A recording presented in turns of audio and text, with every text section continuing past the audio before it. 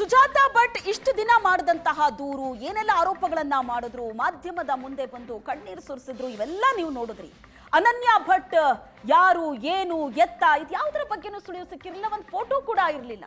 ಆದ್ರೆ ಈಗ ಸುಜಾತಾ ಭಟ್ ಅವರ ಭಾವ ಕೊಟ್ಟಂತ ಸ್ಟೇಟ್ಮೆಂಟ್ ಏನು, ಅನನ್ಯ ಭಟ್ ಅನ್ನೋ ಮಗಳು ಸುಜಾತಾ ಭಟ್ ಇಲ್ಲವೇ ಇಲ್ಲ. ತಕ್ಷಣ ಪೊಲೀಸರು ಸುಜಾತಾಳನ್ನ ವಶಕ್ಕೆ ಪಡಿಬೇಕು. ಯಾರಿದ್ದಾರೆ ಹಾಗಾದ್ರೆ ಸುಜಾತಾ ಭಟ್ ಹಿಂದೆ ಪತ್ತೆ ಹಚ್ಚಬೇಕದನ್ನ.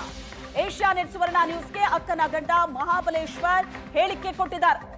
ಆಕೆ ಮಾಡ್ತಾ ಇರುವಂತ ಆರೋಪಗಳೆಲ್ಲವೂ ಕೂಡ ಸುಳ್ಳು, ಸತ್ಯಕ್ಕೆ ದೂರವಾದದ್ದು. ಆಕೆಯನ್ನ ತಕ್ಷಣವೇ ವಶಕ್ಕೆ ಪಡಿಬೇಕು, ಆಕೆ ಹಿಂದೆ ಯಾರಿದ್ದಾರೆ ಅದನ್ನ ಪತ್ತೆ ಹಚ್ಚಬೇಕು ಅಂತ ಅಕ್ಕನ ಗಂಡ ಮಹಾಬಲೇಶ್ವರ್ ಹೇಳಿಕೆ ಕೊಟ್ಟಿದ್ದಾರೆ. ಸುಜಾತಾ ಭಟ್ ಬಳಿ ಇರೋ ದಾಖಲೆಗಳೆಲ್ಲವೂ ಸುಳ್ಳು. ಸುಜಾತಾ ತಂದೆ ತಾಯಿ ಧರ್ಮಸ್ಥಳವನ್ನ ನಂಬಿ ಬದುಕಿದವರು. ಸುಜಾತಾ ಭಟ್ ದೂರನ್ನ ವಾಪಸ್ ಪಡಿಬೇಕು ಅಂತ ಹೇಳಿಕೆ ಕೊಟ್ಟಿದ್ದಾರೆ.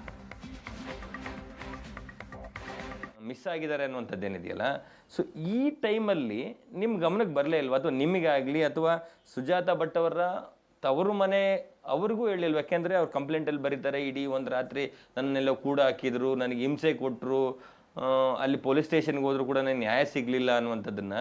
ಸೊ ಈ ವಿಷಯ ನಿಮಗಾಗಲಿ ಅಥವಾ ಸುಜಾತಾ ಭಟ್ ಅವರ ತವರು ಮನೆಯವರಿಗೆ ಅವರು ತಿಳಿಸೋ ಪ್ರಯತ್ನನೇ ಮಾಡಲಿಲ್ವಾ? ಈವರೆಗೂ ನಮ್ಗೆ ಅದ್ರ ವಿಷಯನೇ ಗೊತ್ತಿಲ್ಲ. ಟಿ ವಿಯಲ್ಲಿ ಬಂದ್ರ ಮೇಲೆ ಗೊತ್ತಾಗಿ ಸರ್ ಅದು.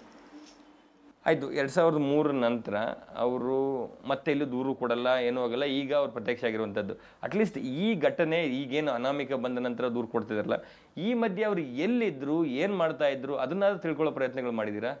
ಕಾಂಟ್ಯಾಕ್ಟ್ ನಂಬರೇ ಇಲ್ವಲ್ಲ ಸರ್. ಅದು ಕಾಂಟ್ಯಾಕ್ಟ್ ನಂಬರ್ ಇದ್ದರೆ ಏನೋ ಇದು ಮಾಡ್ಬೋದು. ಯಾಕೆ ಈ ಧರ್ಮಸ್ಥಳದ ದೇವರ ಹೆಸರು ಹಾಳು ಮಾಡೋಕ್ಕೆ ಹೋಗ್ತೀಯ, ನಿನಗೆ ಅಣ್ಣಪ್ಪ ಶಿಕ್ಷೆ ಕೊಡ್ತೇನೆ ಅಂತ ಹೇಳ್ಬೋದು. ಇಲ್ಲ, ಎಲ್ಲಿದ್ದಾಳೆ ಅಂದರೆ ಎಲ್ಲಿ ವಾಸವಾಗಿದ್ದಾಳೆ ಅಂತ ವಿಷಯನೂ ಗೊತ್ತಿಲ್ಲ.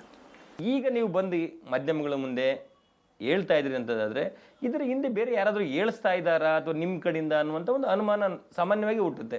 ಈವರೆಗೂ ನಮಗೆ ಯಾರು ನಮ್ಮನ್ನು ಕಾಂಟ್ಯಾಕ್ಟ್ ಆಗಲಿಲ್ಲ. ಟಿ ವಿಯಲ್ಲಿ ಬರ್ತಾ ಇರೋದನ್ನು ಅವಳು ಸುಜಾತಾ ಭಟ್ ಅವ್ರ ವಕೀಲರು ಮಂಜುನಾಥ್ ಅಂತ ಬಂದಿತ್ತು. ಆ ಉದ್ದೇಶಕ್ಕೋಸ್ಕರ ನಾನಾಗಿ ನನ್ನ ಸ್ವಯಂ ಪ್ರೇರಣೆಯಾಗಿ ನಮಗೆ ಪರಿಚಯ ಇರೋ ಮುಖಾಂತರ ಇಲ್ಲಿ ಬಂದು ನಾನು ಹೇಳಿಕೆ ಕೊಡ್ತಾ ಇದ್ದೇನೆ. ಇದು ಸತ್ಯಕ್ಕೂ ದೂರವಾಗಿದ್ದು, ಅವಳಿಗೆ ಮಕ್ಕಳೇ ಇಲ್ಲ. ಸರ್, ಈಗ ಒಂದು ವೇಳೆ ಅವ್ರು ಕೊಟ್ಟರಂಥ ದೂರ ಏನಿದೆ ಅದು ಸತ್ಯ ಅನ್ನುವಂಥದ್ದು ತನಿಖೆಯಲ್ಲಿ ಆಗುವ ತನಕ ಆ ನಂಬಿಕೆ ಇರ್ತದೆ. ಒಂದು ವೇಳೆ ತನಿಖೆ ಮುಕ್ತಾಯ ಆದ ನಂತರ ಒಂದು ವೇಳೆ ಸುಳ್ಳು ಅನ್ನುವಂಥದ್ದಾದರೆ ಅವ್ರ ವಿರುದ್ಧ ಏನು ಕ್ರಮ ಆಗಬೇಕು ಅನ್ನುವಂಥದ್ದು ನೀವು ಆಗ್ರಹಿಸ್ತೀರಿ?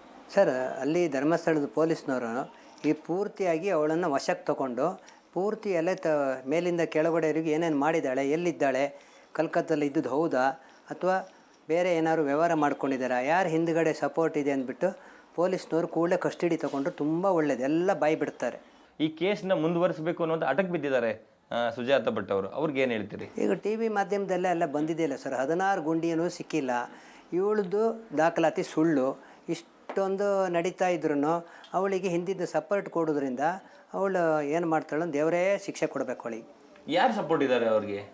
ಯಾರು ಸಪೋರ್ಟ್ ಇದೆ ಅಂತ ಅನ್ಸುತ್ತೆ ನಿಮಗೆ? ಸಪೋರ್ಟು ನನಗೆ ಅದ್ರದ್ದು ಅಷ್ಟೊಂದು ವಿಷಯ ಗೊತ್ತಿಲ್ಲ. ಅಂತೂ ಸಪೋರ್ಟ್ ಕೊಟ್ಟೆ ಅವಳು ಇದು ಮಾಡೋದು. ಸುಜಾತಾ ಭಟ್ ಅವರ ಹುಟ್ಟೂರು ಅಥವಾ ಅವರ ತಮ್ಮ ಅವ್ರ ಜೊತೆ ಏನಾದರೂ ಮಾತಾಡಿದ್ರೆ ಇಷ್ಟೆಲ್ಲ ಆದ ನಂತರ ಮುಂದೆ ಏನು ಮಾಡಬೇಕು, ಸಪೋರ್ಟಿಗೆ ನಿಲ್ಲಬೇಕಾ ಅಥವಾ ಮುಂದೆ ಏನು ಮಾಡಬೇಕು ಅನ್ನೋ ನಿಟ್ಟಿನಲ್ಲಿ ಅವರ ತವರು ಮನೆ, ನಿಮ್ಮ ಹೆಂಡತಿಯ ತವರು ಮನೆ ಜೊತೆ ಏನಾದರೂ ಮಾತಾಡಿದ್ರೆ ಯಾವಾಗಲಾದರೂ? ಮತ್ತೆ ನಿಮ್ಮ ಹೆಂಡತಿ ಏನು ಹೇಳ್ತಾರೆ, ತನ್ನ ಸಹೋದರನೇ ಈ ಥರ ಬಂದು ದೊಡ್ಡ ಕಂಪ್ಲೇಂಟ್ ಕೊಟ್ಟಾಗ? ತವರು ಮನೆಯೇ ಇಲ್ಲ ಸರ್, ಅದೆಲ್ಲ ಮಾರಾಟ ಆಗೋಗಿ ಯಾರೂ ಇಲ್ಲ. ಅವರಿಗೆಲ್ಲ ಒಬ್ಬ ಬಾಂಬೆಯಲ್ಲಿದ್ದಾರೆ, ಒಬ್ಬರು ಬೆಂಗಳೂರು ಉಡುಪಿಯಲ್ಲಿದ್ದಾರೆ, ಯಾರೂ ಮನೆಗೆ ಸೇರಿಸಲ್ಲ. ಅವಳು ಮೊದಲಿಂದ ಚಿಕ್ಕ ವಯಸ್ಸಿನಿಂದ ಕೆಟ್ಟ ಅಭ್ಯಾಸ ಇರೋದ್ರಿಂದ ಅವಳನ್ನು ಎಲ್ಲರೂ ಮನೆ ಸಂಸಾರದಿಂದ ದೂರ ಮಾಡಿದ್ದಾರೆ ಅವಳನ್ನು. ಈಗ 2003ರಿಂದ ಇಲ್ಲಿಯವರೆಗೆ ಅಂದರೆ ಎಲ್ಲಿದ್ರು?